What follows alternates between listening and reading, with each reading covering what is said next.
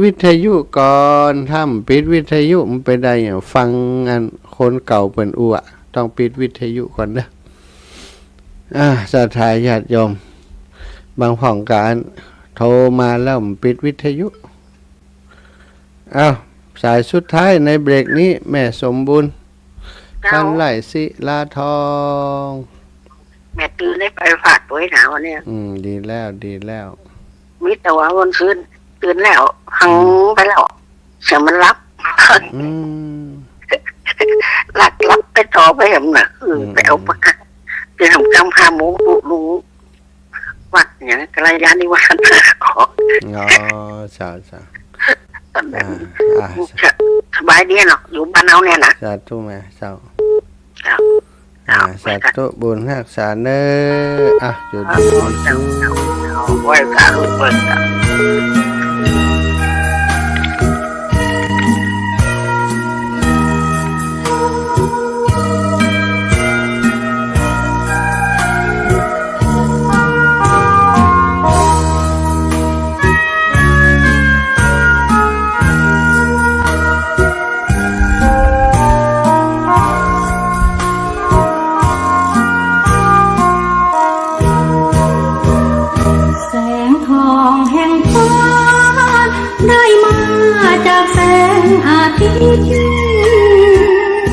แสงทองชีวิตได้มาจากแสงพระธรรมให้โลกหลุดพ้นให้สาธุชนคนตามสายแสงแห่งธรรมน้อมนำสุขแท้แก่ใจแสงเทียนเล่มน้อยและควันทูบลอยสู่ฟ้าสงบกายานั่งภาวนามุ่งหมายด้วยบริสุทธิ์สัมพุทธสัมมากลางใจเกิดแก่เจ็บตายเห็นในวัฏฏะสงสารไม่คิดเศร้าใจเสียใจเรื่องในทางโลกไม่คิดเศร้าโศกวิตกหรือทรมานไม่คิดแย่งใครเมื่อใจเราไม่ต้องการเนื้อหนังผิวพรรณสังขารที่ไม่เที่ยงธรรมสัจจะอธิษฐานมุ่งมั่นด้วยแรงศรัทธาสั่งสมบุญญาพุทธบูชาเลิศล้ำพร้อมนำชีวิตสู่ทิศเส้นทางสร้างธรรมอยู่ปลดหมดกรรมเมื่อมีแสงธรรมนำทาง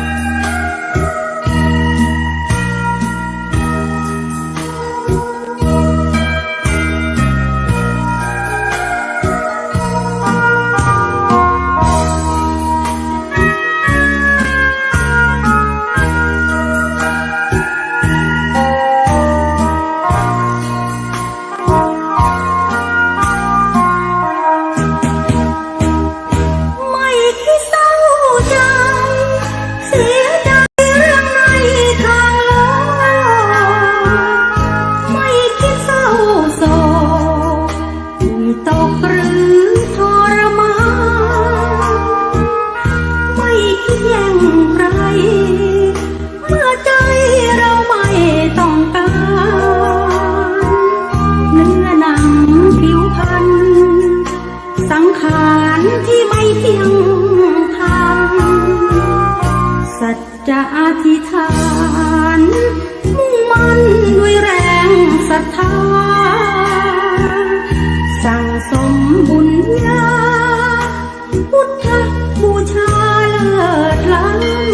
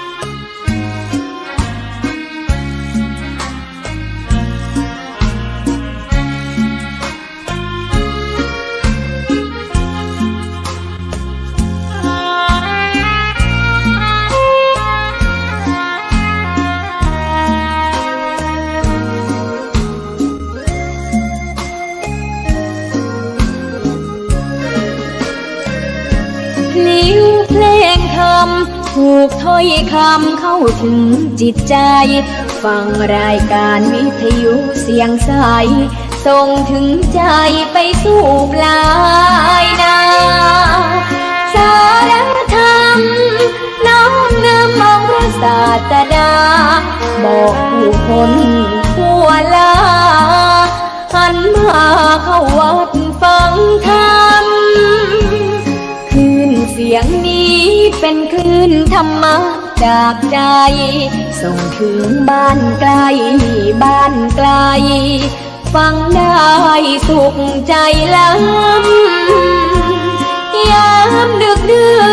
นค่ำคืนมีงานต้องทำเป็นคลื่นสารธรรม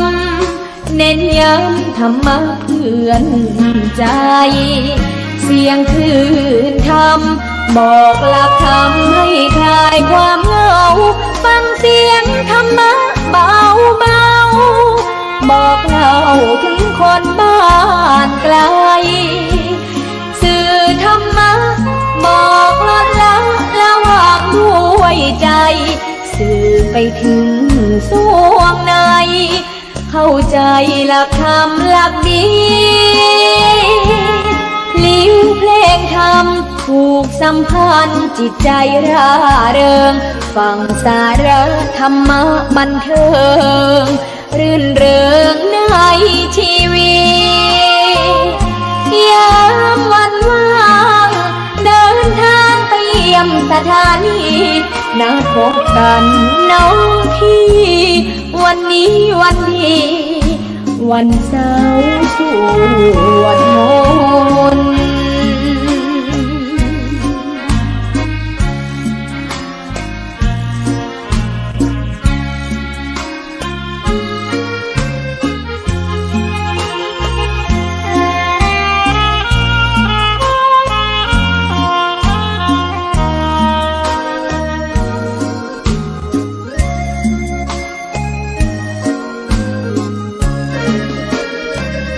เสียงคลื่นธรรมบอกหลักธรรมให้คลายความเหงาฟังเสียงธรรมะเบาเบาบอกเล่าถึงคนบ้านไกลสื่อธรรมะบอกลดละระหว่างด้วยใจสื่อไปถึงสวงในเข้าใจหลักธรรมหลักดีลิ้วเพลงธรรมผูกสัมพันธ์จิตใจร่าเริงฟังสาระธรรมะบันเทิงรื่นเริงในชีวิตยามวันว่างเดินทางไปเยี่ยมสถานีนัดพบกันน้องพี่วันนี้วันดีวันเสาร์สวดมนต์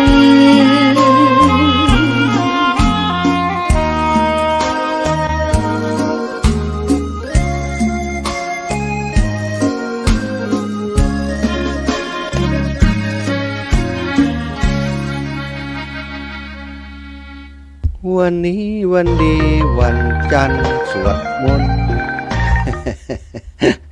วันเสาร์สวดมนต์โยมเพิ่นฟังเพิ่นว่าอาจารย์มันไม่ใช่วันเสาร์นะ มันติดมาหน่อยจากวันก่อนวันเสาร์สวดมนต์เนาะไปแก้ไขตัดน้อยเดียวนั้นมันก็เสียงถึงเพลงเหมาะสถาเพลงมันบันทึกไปแล้วขอบคุณศรัทธาญาติโยมท่านสาธุชนคนดีโทรมามาเอ่ยกันนะก็ตอนนี้ปิดเครื่องไว้ก่อนอันนี้มันได้ ศรัทธาจะโทรมาช่วงนี้วันก่อนได้อุจาไปกันถึงเรื่องศาสนทายาทลูกพระลูกเนนพระหนุ่มเนนน้อยตั้งหลายศรัทธาญาติโยมพระแก่ๆป้องห่วงต่อได้พระแก่ๆบางเตือเปิ่นก็โป้นไว้ที่จะศึกษาเราเรียนละแต่พระหนุ่มเนนน้อยนี่กำลังศึกษาเราเรียนต้องใจกำลังทรัพย์กำลังกายกำลังใจกำลังทรัพย์ในการห้ามการเรียนแต่ว่าการอุปถัมภ์ค้ำจูดูแลของ ของเจ้าสำนักก็ดีของศรัทธาญาติโยมก็ดีรู้สึกว่าบ่เหมือนยุคก่อนสมัยก่อนเนาะบัดเดี๋ยวนี้ลูกพระลูกเนนนี่บางทีมาอยู่วัดวาอารามติพระสงฆ์องค์สังฆเจ้าเปิ่นฮักลูกฮักเต้าฮักลูกพระลูกเนนก็มีความสุขแต่ว่าบางทีนี่เปิ่นใจอาศัยใจงานอย่างเดียวนี่ก็หันแล้วก็อินดูสังเวชกินข้าวก็บ่อิ่มบ่เต็มมาซ้ำไปปอก็มาเลิกโรงเรียนมาแล้วเปิ่นรอเตรียมงานไว้ฮื้อบางผ่องทำการทำงานป้อมได้ทำการบ้านถึงทุ่ม2 ทุ่มก็มีสำวัดสวดมนต์ป้อมได้ทำก็มีศรัทธาก็มีแต่ละแห่งก็บ่เหมือนกันเนาะอันนี้ติลำบากก็มีติสุขสบายก็มีสุขสบายล้ำไปก็มี ทีนี้ก็มาดูว่าติลำบากเขาจะช่วยกันอย่างได้พ้องนะได้ได้จ่าไปก็ฝากอีป่ออีแม่ว่าไปอันพอไปกอยลูกพระลูกเนนตามวัดวาอารามของถ้ามีก็ไปขออุปถากดูแลเป็นการใช้จ่ายก็ไปโรงเรียนการลดไปโรงเรียนก็ยังดีถามครูบาอาจารย์เปิ้นว่าตนหนึ่งไปโรงเรียนนี่ใจกี่บาทกี่สตางค์อีแม่ขอเป็นเจ้าภาพได้ก่อหรือว่าเป็นเจ้าภาพดูแลเรื่องอาหารการกินลูกพระลูกเนนที่มีในวัดปากันไปเนี่ยกับเขาก็ได้ยังก็ได้นะหรือว่าทำกับข้าวไปถวายเปิ้นก็ได้ทำไมถึงจะต้องสนใจศรัทธาก็สามเณรก็ดีพระหนุ่มก็ดีอย่างต่างๆที่เปิ้นห้ามเปิ้นเฮียนนี้อาจจะเป็นนอเนื้อเป็นพุทธทายาทเป็นศาสนทายาทที่จะสืบต่ออายุพระพุทธศาสนาถ้าเฮาบ่พอก้อยบ่ดูแลบ่เลี้ยงดูเปิ้นเปิ้นจะอยู่อย่างไรถ้าเปิ้นอยู่ลำบากคนเฮานะถ้าใดมันลำบากมันก็อยู่บ่เหมือนเนาะอยู่ลำบากอยู่บ่ม่วนเดี๋ยวเปิ้นก็ซึกขาลาเพศไปแหมแล้วก็ทุกวันนี้พระสงฆ์ยิ่งน้อยลงสามเณรยิ่งน้อยลงที่มีอยู่ถ้าเฮาบ่ดูแลรักษามันก็จะยิ่งจะน้อยไปเนาะเฮาเนี่ยอย่างใดจะให้พระเนนมันกืนหรือว่ามีนักขึ้นมามีเพิ่มขึ้นมาต้องอาศัยกันศรัทธาอาศัยแต่ลำพังพระสงฆ์องค์สังฆเจ้าครูบาอาจารย์ตามวัดวาอารามต่างๆวัด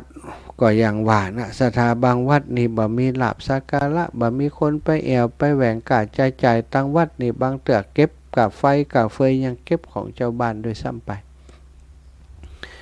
ลูกพระลูกเนนมาอยู่แต่ละรูปแต่ละองค์มันก็มีการใจหลายอย่างบางคนนี่ศรัทธามาเฮีย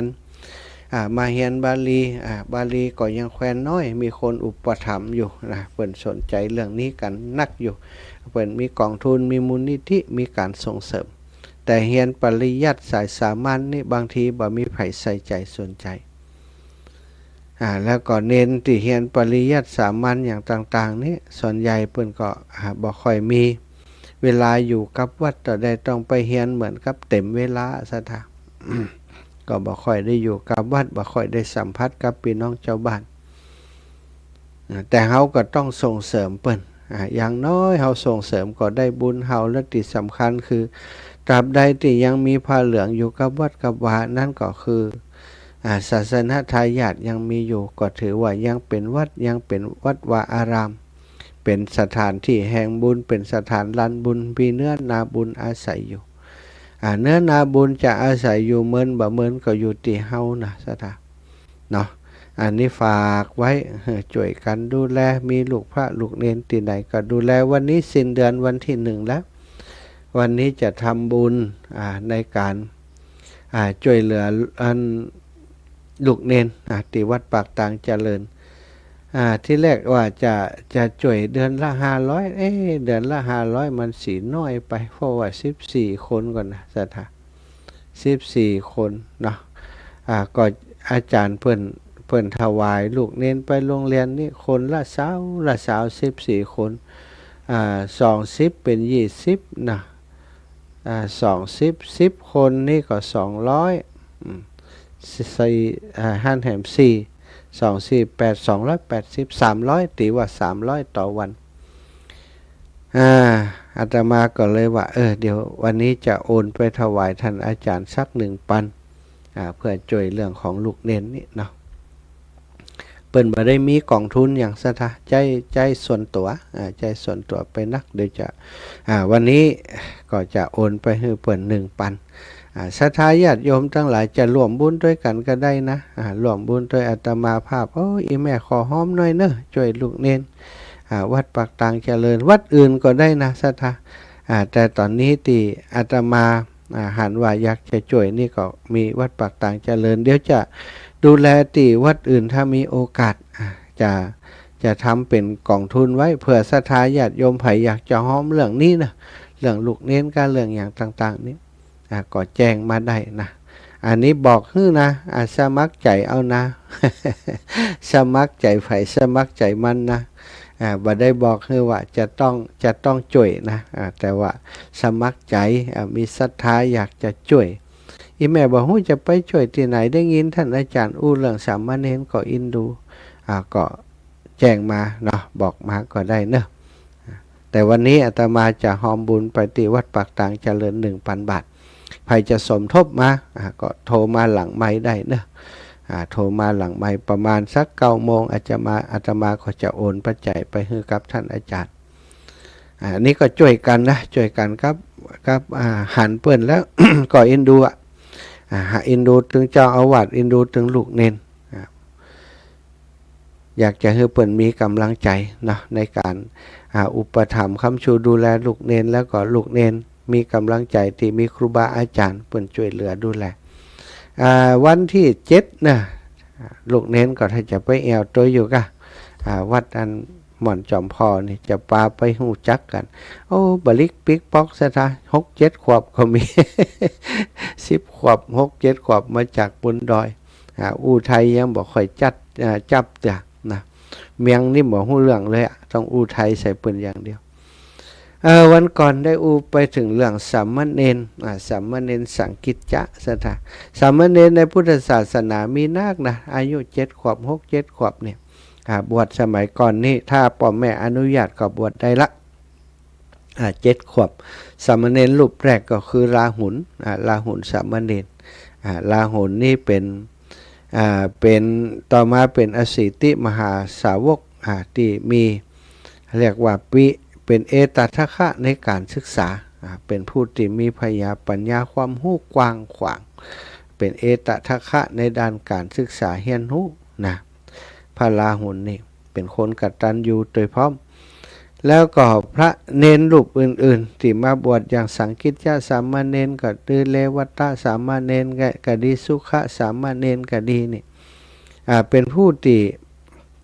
มีปรมีธรรมสูงตัดสรู้ธรรมหรือว่าบรรลุธรรมตั้งแต่อายุ7 ขวบสังกิจจสามเณรที่อาตมาได้อูไปเมื่อวันก่อนนั้นอันนั้นนี่บรรลุธรรมเร็วขนาดก่อนจะบวชท่านสารีบุตรได้ท่านพระธรรมเสนาบดีสาวกฝ่ายขวาของพระพุทธเจ้าคือพระสารีบุตรได้เฮือนกรรมฐานเปิ้นเรียกว่าตาจะปัญจกะกรรมฐานผมขนเล็บฟันหนังเนื้อเอ็นผมขนเล็บฟันหนังเนื้อเอ็นตาจะปัญจกะกรรมฐานตะโจโลมานักขาทันตาเกสาโลมานักขาทันตาตะโจทันตานักขาโลมาเกสาอนุโลมปฏิโลมเธอจงระลึกถึงว่าของเหล่านี้ผมก็ดีขนก็ดีเล็บฟันหนังเนื้อเอ็นเหล่านี้สักแต่ว่าธาตุเกิดขึ้นธาตุดินธาตุน้ำธาตุลมธาตุไฟประชุมกันให้เกิดขึ้นเป็นของไม่สะอาดเป็นของสกปรก เป็นอสุภะเป็นของไม่สวยไม่งามให้เธอพิจารณาอย่างนี้ผมล่วงหล่นลงไปก็เป็นของสกปรกกลับไปเป็นดินขนก็เหมือนกันเล็บก็เหมือนกันเนื้อเอ็นก็เหมือนกันมีความเปลี่ยนแปลงไปอยู่เป็นนิดไม่เที่ยงไม่เสมอ เป็นของหาตัวตนไม่ได้ไม่มีตัวไม่มีตนเธอจงพิจารณาอย่างนี้นะบอกคือสังกิจจะสามเณรแล้วท่านก็ปลงผมโอ้หันผมตกลงมาศรัทธาญาติโยมสังกิจจะสามเณรจากบนหัวตกลงไปกับดินจะกลายเป็นดินในเร็วๆนี้เนี่ยหันว่าโอ้มันเป็นของบัดเที่ยงมันเป็นอนัตตาอย่างนี้รู้นี่ชีวิตร่างกายเฮาทุกส่วนก็เหมือนอย่างนี้เนี่ยทุกอย่างในร่างกายเป็นของบาดีบางามบาสวยบางามเส้นผมเส้นเดียวตกไปน้ำแกงตกไปน้ำพริกตกไปในข้าวเอาเข้าไปขวางเอาแกงไปทิ้งมันสกปรกเป็นอสุภะเป็นของบ่สวยบ่งามอย่างนี้รู้เนี่ยพิจารณาไปบงสะท้าบงไอ้หยังปึ้งเนี่ยนะเหมือนกับเน้นน้อยอีคิวสังเนี่ยปิ้งรู้แล้วนะสว่างวาบขึ้นมาในใจเลยความที่เปิ่นสั่งสมบุญแต่การก่อนสังกิจจะสามเณรนี่สั่งสมบุญมันนักหลายภพหลายชาติเกิดมาพบพระพุทธเจ้าหลายพระองค์ได้มีโอกาสทำบุญกับพระพุทธเจ้าหลายพระองค์ก็ทำให้เปิ่นนี่บรรลุธรรมได้เร็วเมื่อบรรลุธรรมตั้งแต่เป็นสามเณรก็ยังอุปถากประถมดูแลครูบาอาจารย์พระอรหันต์บัจเจว่าจบแล้วนะเป็นพระอรหันต์แล้วบัดต้องทำอย่างแหมแล้วนะสถาเปิ้นก็ยังทำอย่างเป็นปกติเป็นสามเณรก็ยังเป็นสามเณรอยู่รับใช้ครูบาอาจารย์ก็รับใช้ครูบาอาจารย์ปกปิดคุณวิเศษที่มีในตัวบ่ได้แสดงตัวว่าฉันนี่เป็นพระอรหันต์อย่างอันอย่างอีจะบ่ค่อยมีไผฮู้อรหันต์ในสมัยก่อนนี่โอ้เดินโจรกันย่ำตีนกันเนี่ยมีไผฮู้เป็นพระอรหันต์ปัจจุบันนี้พระอรหันต์ส่วนใหญ่ก็มีการโฆษณาลูกศิษย์โฆษณาครูบาอาจารย์นี่เป็นพระอรหันต์แล้ว อรหันตมรรคอรหันตผลนี่นอกจากคนที่เปิ่นบรรลุแล้วเท่านั้นถึงจะเรียกว่าถึงจะทำนายทายทักหรือว่าตัดสินนะว่ารูปได้ตนได้เป็นพระอรหันต์อย่างสมัยก่อนก็คือพระพุทธเจ้าจะเรียกว่าประทับตายืนยันว่าแม่นเป็นพระอรหันต์แล้วเพราะมันมีอยู่หั่นกรรมหนึ่งที่ว่าอวดอุตริมนุสธรรมเนี่ยเป็นธรรมเป็นกรรมนักนะปาราชิกสี่เนี่ยเสพเมถุนฆ่าคนอวดอุตริมนุสธรรมลักของเปิ่นเกิน1 มาซก1 บาทขาดจากความเป็นภิกษุ4 ใน 4ข้อเนี่ยอวดอุตริมนุสธรรมนี่ก็ถือว่าเป็นสิ่งที่นักถ้าเฮาบ่ใจพระอรหันต์แล้วไปบอกว่าโอ้ฉันเนี่ยได้หันได้สว่างแล้วอย่างอันอย่างอีกไปคุยว่าเป็นพระอรหันต์ถ้าคุณธรรมนี้บ่มีในตนแต่ว่าไปอวดตนว่าตัวเป็นอย่างอันอย่างอีกอันนี้ขาดจากความเป็นภิกษุหรือว่าปาราชิกเปิ้นถึงว่ามันเป็นความเปราะบางฉะนั้นเนี่ยสมัยก่อนเนี่ยถ้าไผอ้างถึงถึงว่าผมมีความห่วงใยละในร่างกายในอย่างอันอย่างอีผมนี่สบายละหลุดพ้นแล้วถ้ามีคนไปร้องเรียนไปฟ้องร้องทำใจอย่างอันแต่พระพุทธเจ้าก็บอกว่าเธอเป็นโมฆะบุรุษแล้วเธอปาราชิกแล้วแต่ส่วนคนใดเปิ่นบ่ได้อวดคุณสมบัติในตนหรอกแต่ว่าเวลาคนถามเปิ่นก็ต้องตอบความจริงอย่างที่ภิกษุที่บวช7 ครั้งเนี่ย5-6 ครั้งที่ผ่านมานี่ศรัทธาตั้งแต่ครั้งแรกถึงครั้งที่5ที่6นี่บวชได้5-6 วันก็อิ่มแล้วก็หนีกลับไปซึกไปอยู่บ้านแหมหิวก็ปิกมาบวชแหมเหนื่อยลูกบ้านปิกมาบวชแหม6-7 ครั้งอยู่เหมือนถึง15 วันสักอย่างทีนี้ครั้งที่7นี่ก็เกิดความเบื่อหน่ายแต่มาบวชก็ปฏิบัติจริงแล้วก็บรรลุธรรมจริงศรัทธาพอบรรลุธรรมแล้วกรรมนี้บักกึดซึกแล้วล่ะปน15 วันไปภิกษุทั้งหลายก็ถามว่าโอ้ท่านอิ่มแล้วอ้วนแล้วกลับบ้านเถอะกะบ่ห่วงเมียห่วงลูกกะบ่ห่วงนากะบ่กลับไปยะนากะ เอาความห่วงบ่มีแล้วครับบ่เดี๋ยวผมตัดขาดได้หมดแล้วอย่างความห่วงใยตั้งหลายนั้นความยินดีพอใจในฆราวาสบ่มีในตัวผมแห่งแล้วครับว่าภิกษุตั้งหลายก็ไปฟ้องว่าภิกษุนี้ เป็นผู้ ที่อวดอุตริอวดตัวเองได้บรรลุพระอรหันต์แล้วพระเจ้าค่ะ ขอพระองค์ได้โปรดพิจารณาด้วยพระพุทธเจ้าก็บอกว่าโอ้ลูกเฮาความจริงแล้วท่านทั้งหลายความเป็นฆราวาสการกลับไปสู่การครองเรือนย่อมบ่มีแก่พระอรหันต์ผู้หมดกิเลสไปแล้วนั่นก็คือพิจารณาหรือว่าตัดสินเนื่องจากพระองค์ก็มีคุณสมบัติความเป็นพระอรหันต์แล้วบรรลุธรรมชั้นสูงอย่างที่สาวกได้บรรลุตามพระองค์ก็จะหู้จิตใจกันเป็นอย่างดีว่าไผบรรลุบ่บรรลุแต่ปัจจุบันนี้ลูกศิษย์ฆราวาสถึงนั้นบอกครูบาอาจารย์คนนี้เป็นอรหันต์แล้ว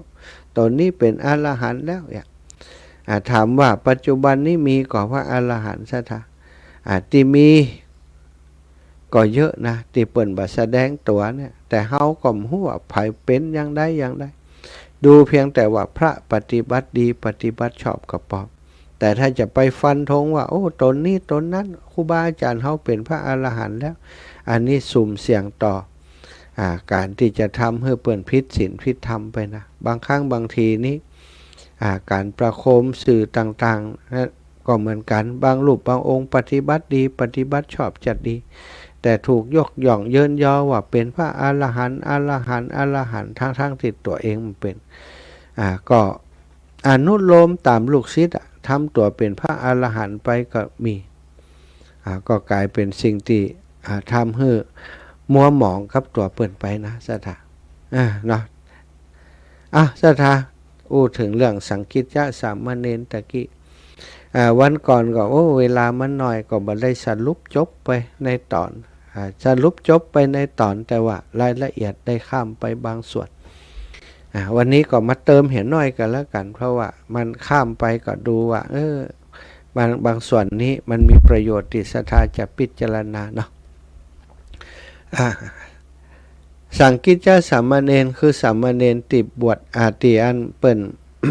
ประวัติของเปิ่นข่าวๆนะวันนั้นเล่าไปแล้วกันเป็นลูกของธิดาในเมืองสาวัตถีทีนี้ผู้หญิงคนนี้เป็นนักพรหมณีคนนี้นี่แต่งงานแล้วพอมีลูกแล้วก่อนที่ลูกจะเกิดสามีก่อนละทิ้งไปเหียซะนะเกิดลูกแต่เพียงลำพังอยู่กับครอบครัวคุณย่าคุณยายคุณตาคุณยายเกิดก่อนที่จะเกิดนั้นปรากฏว่าคือบ้านเฮาตายแห่ก่อนเกิดอันสุขภาพมีปัญหาบ้านเฮาก็อาจจะเป็นโรคหัวใจก็อย่างก็เนาะตายทั้งกลมตายทั้งตีน้องน้อยยังบ่ได้ออกกำจะสตาเป็นตีเศร้าสลดของครอบครัวคนตายปุ๊บเปิ่นก็ต้องเอาไปเผากว่าว่าโรคเชื้อโรคมันจะลุกลามในบ้านในจองเปิ่นก็เอาผู้หญิงคนนี้พร้อมกับลูกน้อยในต้องไปเผาสัปเหร่อก็ทำหน้าที่เผาก็ปรากฏว่าเนื้อส่วนที่เป็นคันหรือว่าต้องเนี่ยช่วงอกของผู้หญิงคนนี้บ่ไหม้ซะท่าส่วนอื่นไหม้หมดแต่ส่วนที่เป็นคันเป็นต้องนี่บ่ไหม้หมู่สัปเหร่อทั้งหลายก็ว่าอันมันถ้าเปียน้ำเปียอย่างมันไหม้ก็เอาอันเหลาแตงซะท่าเหลาแตงเอาเคี้ยวเกี่ยวเพื่อจะให้มันโผล่มันนี่นั่นนะก็เรียบร้อยแล้วก็เอาถ่านไฟติดแดงกรบหมดเลยกรบตีอันส่วนที่ยังไหม้กำจะเรียบร้อยแล้วเอาไฟปะลึงไฟแดงปะลึงเขาก็ปากันครับไฟนั้นก็ลุกไหม้ส่วนอื่นหมดสถาส่วนหนังส่วนอย่างที่เป็นหนังต้องหนังอย่างนี้แต่ว่าส่วนของทารกนี่นอนบนกล่องเพลิงเหมือนกับว่านอนบนดอกบัวไฟ ไฟเปลวไฟประลึงบ่สามารถทำลายทารกนั้นได้นอนหลับอยู่หันเหมือนกับอยู่ในครรภ์มารดาก่อแห่งจะปานนั้นแจ้งเจ้ามา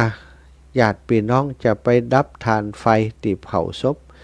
ไปพอกระดูกอย่างเหลือจะได้เผาจะได้เอามาทำพิธีอย่าง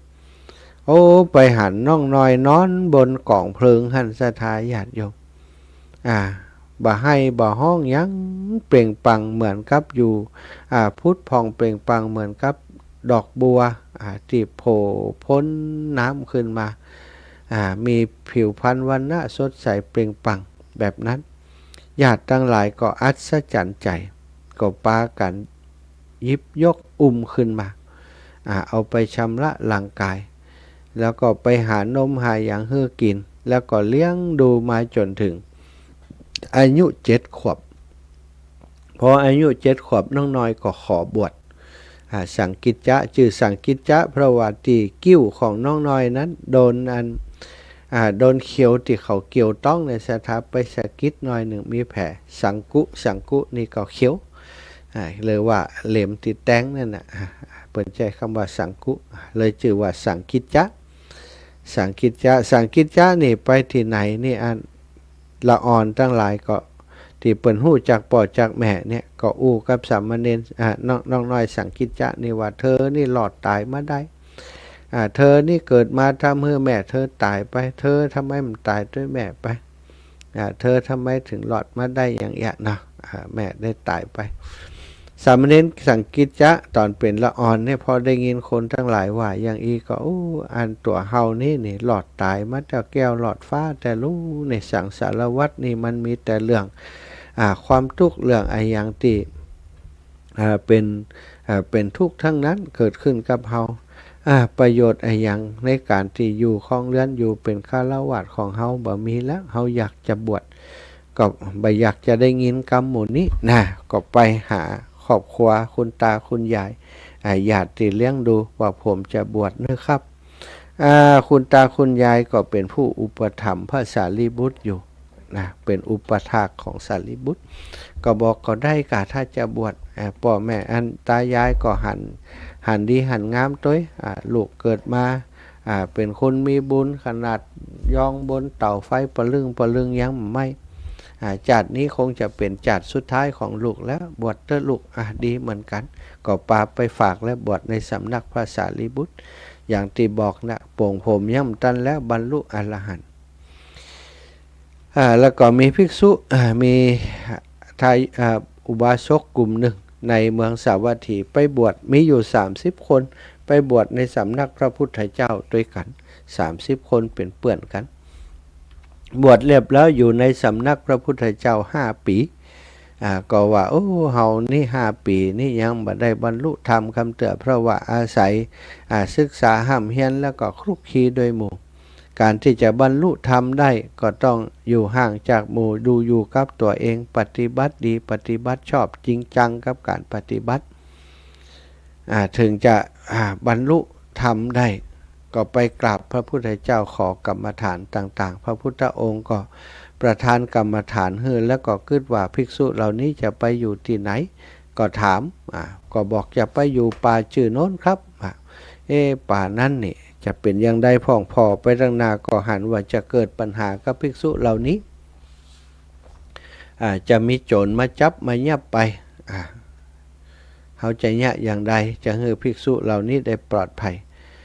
ก็เกิดถึงสังคิจจสามเณรก็เลยบอกภิกษุเหล่านั้นว่าก่อนเธอจะไปลาสารีบุตรก่อนเนอะภิกษุตั้งหลาย30 รูปก็ไปลาพระสารีบุตรพระสารีบุตรก็บอกว่าพอว่าพระพุทธเจ้าปกติจะประสงค์มาหาเฮาอย่างอีเขาไปขอกรรมฐานแล้วก็ส่งไปเลยถ้า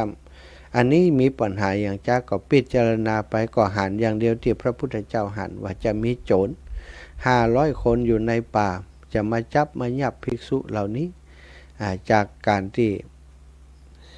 ไปอยู่ในป่าแห่งนั้นก็เลยว่าดีแล้วเธอไปในป่ามีไผ่ติดตามก็มีไผ่อุปถากก็มีเน้นก็ภิกษุเหล่านั้นว่าผมบ่ต้องการด้วยเน้นหรอก ไปอยู่ในป่าบ่ต้องการคนรับใช้ภิกษุถ้าสันสารีบุตรก็ภิกษุตั้งหลายเธอตั้งหลายอาวุโสตั้งหลายพระพุทธเจ้าส่งเธอมาติดสำนักของเฮาก็เพื่อจะให้เฮานี้ส่งสามเณรไปโดยเธอเพราะว่าสามเณรนี้จะช่วยแก้ไขปัญหาทั้งหน้าที่จะเกิดขึ้นกับเธอทั้งหลายเธอจงรับสามเณรนี้ไปเถิดก็เลยมอบให้สามเณรสังกิจจาติดตามภิกษุเหล่านั้นไปสถานเมื่อไปอยู่ที่ในป่าเปิ้นก็มีกติกากันว่าช่วงที่กลางวันนี้หลังจากฉันอย่างเรียบร้อยแล้วต่างคนต่างอยู่ปฏิบัติธรรมกันตลอดค่ำตลอดวันตลอดราตรีเอากันจริงๆจังๆมีกติการ่วมกันถ้าใครมีปัญหาก็ขอให้ตีละครั้งเคาะกะลาขึ้นเดี๋ยวจะคนที่หมู่เฮาที่ปฏิบัติอยู่ถ้ามีคนเคาะถ้ามีปัญหาอย่างก็จะมาช่วยกันแก้ไขมีมติกันอย่างอันถ้ามีไผมีปัญหาก็ปฏิบัติธรรมของไผของมันสถาในช่วงนั้นนั่นเองในช่วงเข้าพรรษานั้นก็มีคนทุกขตะนะเกิดทุกภิกขภัยคนนั้นเมื่อก่อนก็อยู่ในฐานะที่พออยู่พอกินแต่พอเกิดทุกภิกขภัยภัยแล้งขึ้นมา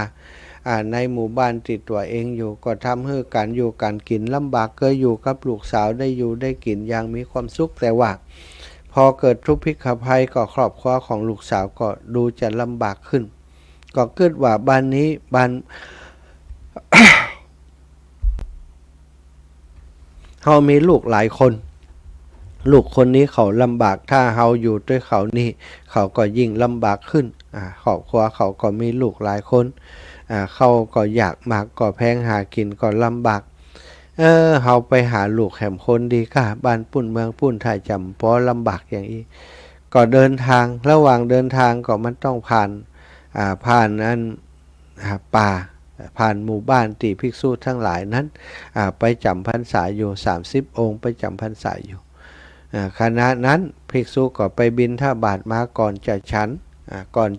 อาหารบิณฑบาตเพิ่นก็จะล้างหน้าล้างตาอาบน้ำอาบท่าก่อนแล้วก็นั่งฉันที่เกาะตาหันปรากฏว่าชายคนนี้เดินผ่านมาภิกษุทั้งหลายก็ถามว่าเธอจะไปไหนจะไปบ้านชื่อโน้นเธอได้กินข้าวมาแล้วยัง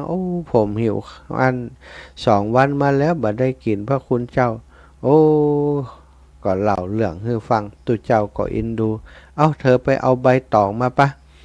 หมู่เฮาจะให้ข้าวเธอคนละก้อนก็เอาข้าวแบ่งให้นายคนนั้นคนละก้อนเอากับข้าวกับปลาให้ตัวนายคนนั้นก็ได้เข้าจากภิกษุ30 ลูกคนละก้อนก็อิ่มพอดีกะสถาตึงกับตึงอย่างตัวอิ่มพอดีกินข้าวอิ่มแล้วก็คิดว่าเฮาไปหาลูกสาวเตือก็ได้กันนี่ถ้าภิกษุเหล่านี้เปิ่นได้เข้าฮือเฮาวันละก้อนอย่างอี้นี่ก็อยู่ได้นะ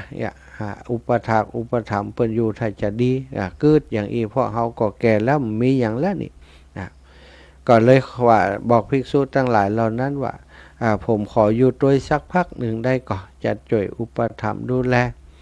เพลพัดปัดกวาดเสนาสนะอย่างหึ่งภิกษุทั้งหลายก็บอกถ้าเธอตั้งใจอย่างอันก็ได้มันเป็นอย่างเขาก็จะช่วยกันดูแลก็ติดตามภิกษุหมู่นั้นไปอยู่โดยภิกษุทั้งหลายเหล่านั้นภิกษุก็ฮักเปิ่นเพราะว่าแกเป็นคนขยันสถาปัดกวาดเจ็ดถูปัดกวาดตั้งน้ำฉันน้ำใช้ไว้ให้พระภิกษุทั้งหลายเวลาเปิ่นไปบิณฑบาตมาก็ได้เอาข้าวน้ำโภชนาอาหารมาแบ่งมาปันกับนายคนนี้ได้อยู่กินอยู่อิ่มน้ำสำราญอยู่กับทุเจ้าไปก็กึดว่าเฮานี้กึดจะไปหาลูกสาวบ่เดียวนี้มาจมกับทุเจ้านี่2 เดือนแล้วก็ทุเจ้าทั้งหลายนี่ก็ฮักเฮาเหี่ยถ้าเฮาก็กึดใครจะไปหาเยี่ยมลูกถ้าจะบอกให้ทุเจ้ากว่าเปิ่นจะห้ามจะปามบ่ฮื้อไปเถอะเลยบอกลักไปดีกว่านะก็เลยบอกแล้วก็ลักไปค่ะสถา หากไปก็เดินลัดป่าไปปรากฏว่าป่าฝั่งตรงข้ามที่พระภิกษุทั้งหลายอยู่นั้นเป็นที่อยู่ของโจรทั้งหลายมีถึง500 คนพอดีวันนั้นเป็นวันที่โจรทั้งหลายจะทำพิธีกรรมก็คือ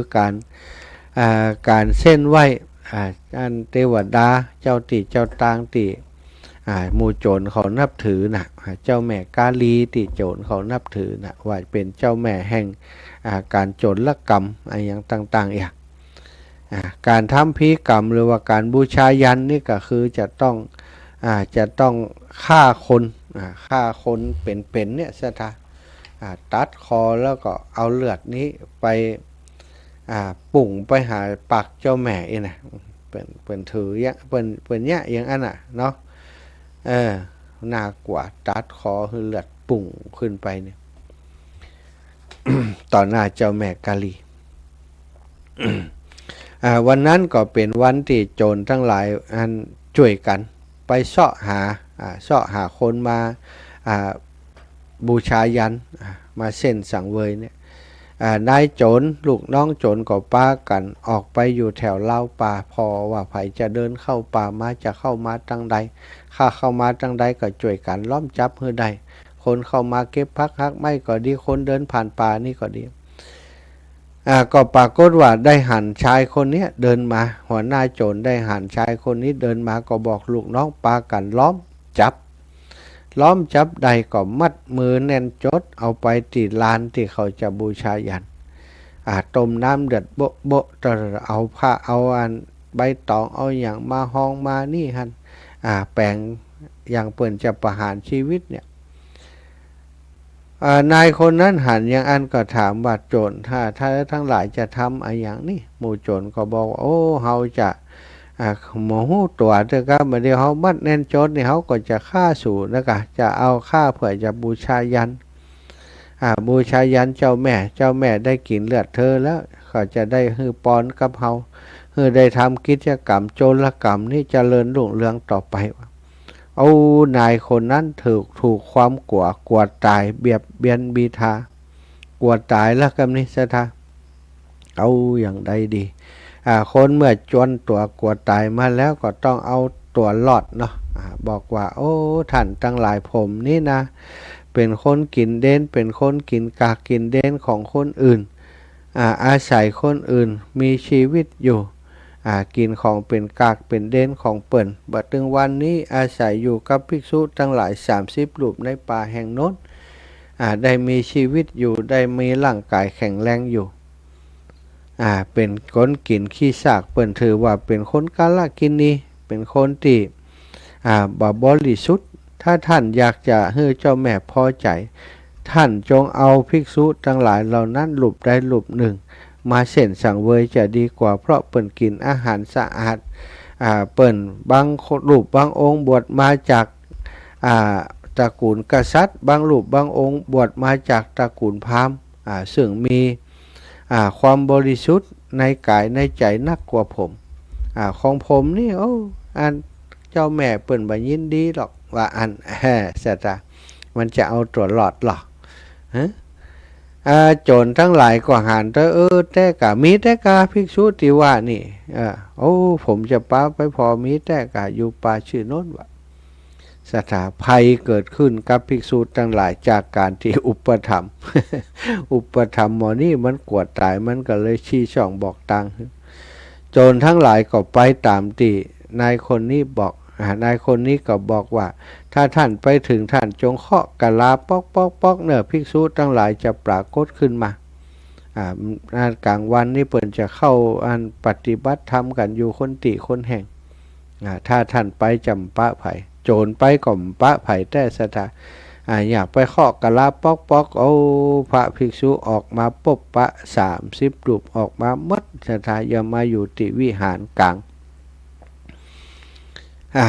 ภิกษุผู้อาวุโสก็บอกว่าท่านมาทำไม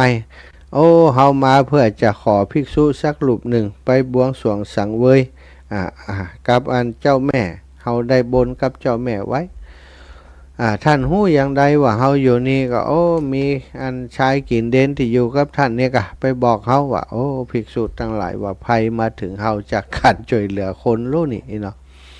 แต่ก็บ่ได้สะทกสะท้านกวดตายยังเพราะบวชมาถวายอกในศาสนาแล้วบักกวดตายก็บอกว่าอันบัดเดี๋ยวนี้เฮาเป็นพี่อ้ายเปิ้นเฮาเป็นหัวหน้าหมู่ปาหมู่ทั้งหลายมาที่นี่เฮาจะรับผิดชอบภาระของน้องทั้งหลายก็ถือว่าเป็นภาระที่ปีควรจะรับผิดชอบฉันจะไปเองเอาพระเถระที่อาวุโสทัดมาอนุเถระก็บอกว่าภาระของพี่ชายเป็นหน้าที่ของน้องชายจะช่วยดูแลเอาผมไปผมจะไปอย่างอีกันจนถึงคนสุดท้ายสถาต่างคนต่างยอมเสียสละชีวิตสามเณรได้ฟังภิกษุทั้งหลายติบวันไหวอย่างอันก็เลยบอกว่าท่านอาจารย์ทั้งหลายที่ผมได้มาอยู่กับท่านนี้ที่อุปชาผมส่งมานี้ก็เพราะเหตุนี้นี่เองผมจะไปกับนายโจรนี้พระเถระทั้งหลายบ่ได้เธอเป็นสัตธิวิหาริกของพระธรรมเสนาบดีมาอยู่กับเฮานี่เฮาตกปกป้องเธอเธอจะปล่อยเธอไปได้อย่างไรเดี๋ยวก็จะถูกตำหนิจากพระธรรมเสนาบดีสารีบุตรสามเณรก็บอกว่าท่านอาจารย์บ่ต้องห่วงข้อนั้นอาจารย์ผมฮู้แต่แรกแล้วถึงได้ส่งผมมาผมจะไปเองสามเณรก็ติดตามหมู่โจรไปสามเณรหมู่โจรก็มัดมือสามเณรพระเถระก็บอกให้นายโจรว่านายโจรสามเณรนี่ยังน้อยอยู่ท่านทั้งหลายเวลาจะเตรียมสถานที่อย่างจะต้มน้ำจะลวกจะอย่างต่างๆนี้จะจัดสถานที่นี่มันเป็นสิ่งที่น่ากว่าน่าหวาดเสียวท่านอย่าให้สามเณรได้หันเนอะเอาเปิ่นไปสอนอยู่ก่อนแล้วก็ถ้าพร้อมแล้วก็เอามาตัดคอทีเดียวบ่ต้องให้เปิ่นได้หันเปิ่นจะสะดุ้งกว่าโจรก็ทำแบบที่พระเถระบอกให้เอาสามเณรไปสอนตัวเตรียมอย่างเรียบร้อยก็เอาสามเณรมาสามเณรบ่ได้สะทกสะท้านบ่ได้แสดงอาการหวาดกลัวแต่ประการใดเปิ่นจูงมาก็มาโดยดีเดินมามาถึงเปิ่นบอกให้นั่งลงก็นั่งโดยดีสถาเมื่อสามเณรนั่งในที่แล้วนายโจรก็ลำดาบเข้าไปเอาดาบบั่นลงไปที่คอสามเณรปรากฏว่าดาบนั้นมันฟันบักเข้าสถาดาบนั้นงอไปเลยโจรก็แปลกใจว่าเป็นไปได้อย่างไรก็ว่าเฮาฟันบัดดีก็ดัดดาบให้ใหม่สถาแล้วก็ฟันลงไปอีกครั้งหนึ่งปรากฏว่าครั้งนี้บักงออย่างเก่าแล้วม้วนเป็นใบตาลเลยสถาม้วนเข้าไปถึงด้ามบนดาบอันตัดเล็กตัดอย่างตัดต้นไม้นี่ไม้ตะเคียนต้นใหญ่ๆตัดอย่างหยวกว่าอันดาบมันคมขนาดนั้นแหงของโจรก็ไผหันก็กลัวแต่ว่ากับสามเณรนี่ฟันข้างแหลกนี่ดาบงอไปเลยฟันครั้งที่สองดาบม้วนเข้าไปอยู่ที่อันโคนดามดาบเลยโจรก็อัศจรรย์ใจ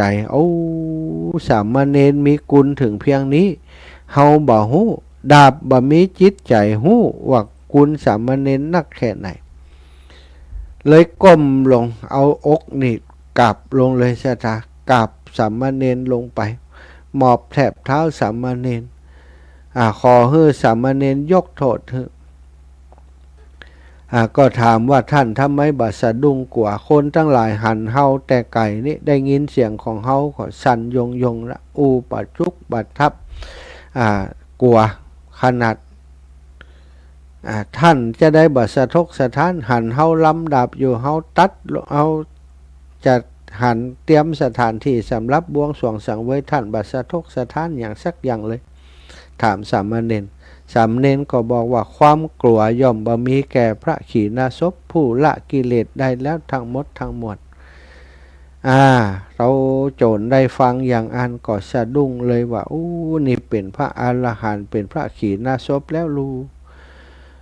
ก็เลยบอกคือลูกน้องทั้งหลายว่าท่านอย่าทำอย่างใดลูกน้องก็บอกว่า หัวหน้าจะเนี่ยยังได้ผมก็ตามนั้นหัวหน้าก็บอกบัดเดี๋ยวนี้เขาจะบวชติดตามสามเณรเธอจะว่ายังไงทั้งหมดก็ปากันบวชติดตามสามเณรซะท่านะติดตามสามเณรก็เอาผ้าของโจรนะเอาไม้ย้อมขี้ฝุ่นคุกขี้ฝุ่นเรียบร้อยก็ฮือสามเณรโจรทั้งหลายรักษาศีล10นะเป็นสามเณรปาสามเณรทั้งหลายเหล่านั้นไปหาพระเถระที่อยู่ในป่าพระเถระทั้งหลายหันสามเณรยังบัดตายคำเตือก็ดีใจกันโอ้ท่านสามเณรก็บอกว่าท่านอย่าได้ประมาทเนอะตั้งใจปฏิบัติแต่ผมจะพาสามเณรเหล่านี้เข้าไปหาพระพุทธเจ้าก่อนก็ได้พาสามเณรเหล่านั้นไปหาพระพุทธเจ้าไปบวชในสำนักของพระพุทธเจ้าและอยู่ในสำนักของพระสารีบุตรเป็นสัตถิวิหาริกของสามเณรสุดท้ายนะเรื่องนี้ก็จบลงโดยที่สามเณรก็เป็นหยังถูกโจทย์จันเรื่องลือกันว่า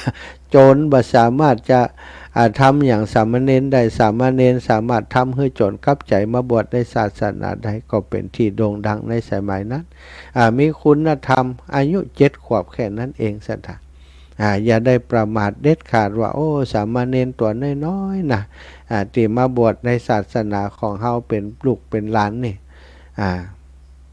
อย่าได้ประมาทเด็ดขาดบันแน่ว่าโอ้บางรูปบางองค์เป็นปรริยธรรมเก้าประโยคนะศรัทธาบางรูปบางองค์มีวัดปฏิบัติธรรมเคร่งครัดกว่าภิกษุโดยซ้ำไปก็มีก็ช่วยกันทำนุบำรุงพอกอยกันเนอใครจะโทรเข้ามา0808844173เนอะกำลังจะเปิดนะยังเปิดคำจ้ะ0808844173วันนี้ใครอยากจะร่วมบุญด่วนทันใจใครอยากจะได้บุญด้วยกัน อาตมาจะอุปถัมภ์ลูกเนน14 ตนที่วัดปากตางเจริญจะถวายปัจจัยเป็นกะเดินทางกะรถไปโรงเรียนกะไปโรงเรียนสามเณรในแต่ละวันกับท่านอาจารย์พระครูอภิวัฒนวิกรมอาตมาจะเป็นต้นหอมนี่ 1,000 บาทไผ่จะหอมตัวนะถึง 9 โมงวันนี้เนอะหลังจากนั้นก็ต้องละเอาไว้วันอื่นเดือนอื่นเอาเจริญป้อน6724สวัสดีเจ้า เจ้าแม่ติ๊กจะได้ถึงพันปติ๊กเนาะนี่แม่ไม่ค่อยจ้อนกะเวลาติดแล้วก็ไปนี่กะไปตัวปิดวิทยุอะกี้ปิดแล้วเดี๋ยวนี้ปิดแล้วตะกี้มันปิดต้องงานปิดเหี่ยทำอันมันอย่างมันเสียงมันดังกล้องเขาหับมันได้ก็จะลุกเหมือนกันล่ะเจ้ามันมาขับมันมาบิณฑบาตเจ้าแม่เจ้าสาธุบุญเนอแม่เนอบุญรักษาอยู่ดีมีสุขสาธุเหมือนเดียวกันเจ้า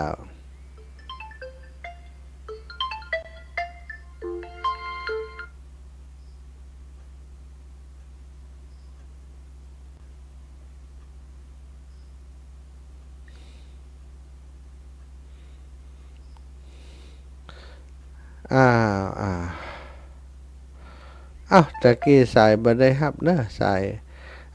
7372โทรมาแหมใหม่อันนี้เบอร์ใหม่กะ7372นี่เคยโทรมาหรือยังแม่ฮะ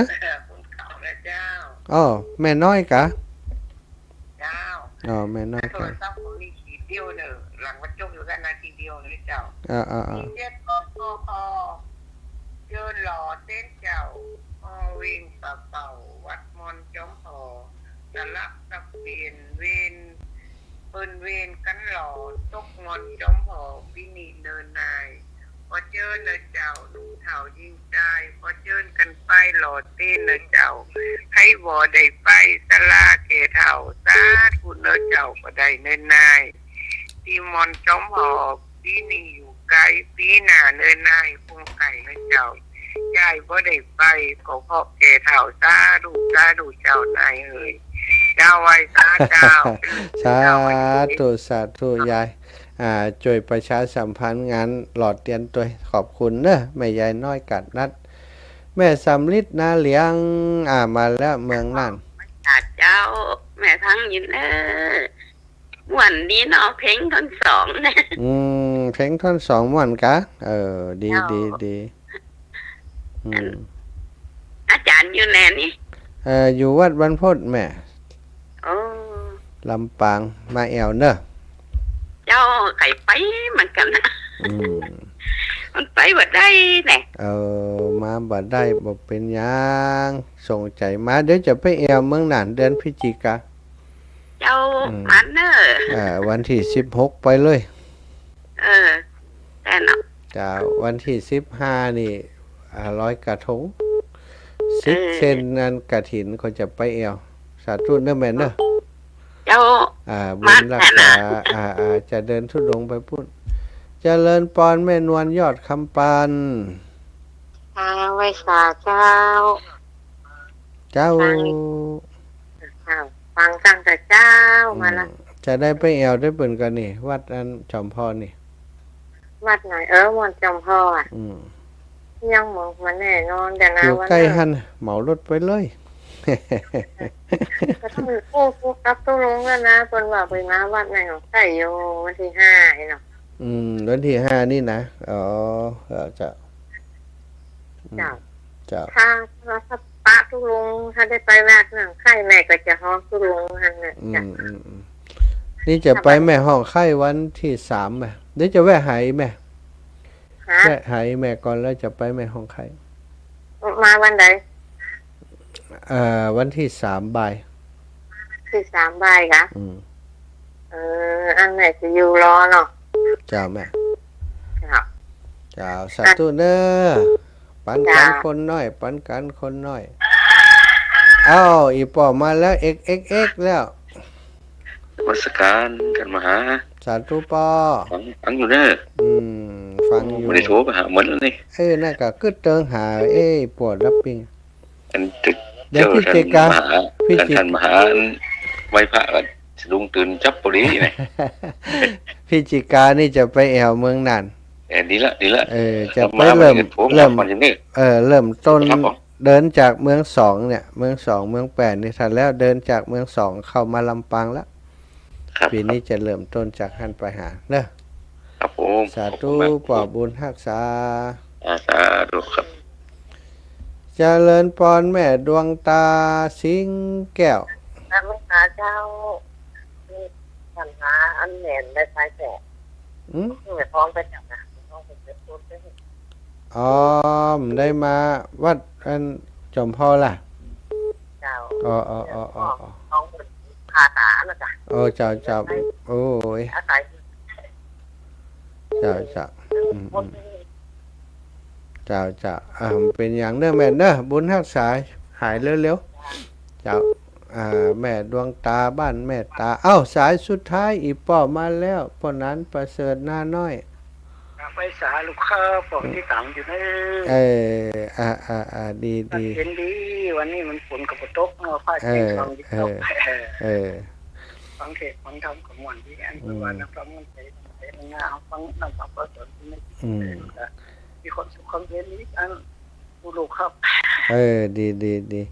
นี่กับครูบาอาจารย์จะไปหาครูบาอาจารย์ทางเมืองน่านสักวันก่อนจะปามาอันออกรายการตัวออกภาษามาได้มาจังได้ทำเทตะวันครับได้จะไปอยู่ทันครับสาธุปอนนะสาธุศรัทธาญาติโยมเป็นสายสุดท้ายเนาะเวลาหมดเวลาขอนำรายการจากลาศรัทธา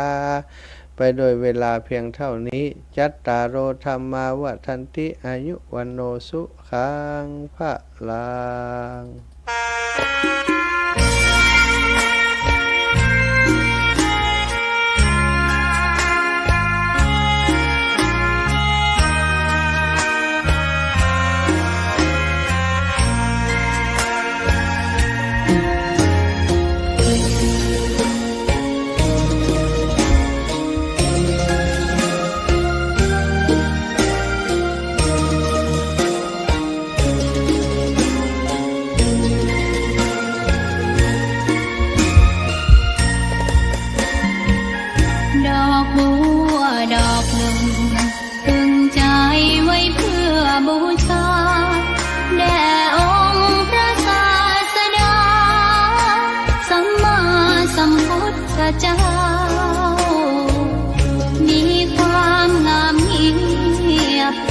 รียบเทียบเขาเทียบเราใครมองไม่งา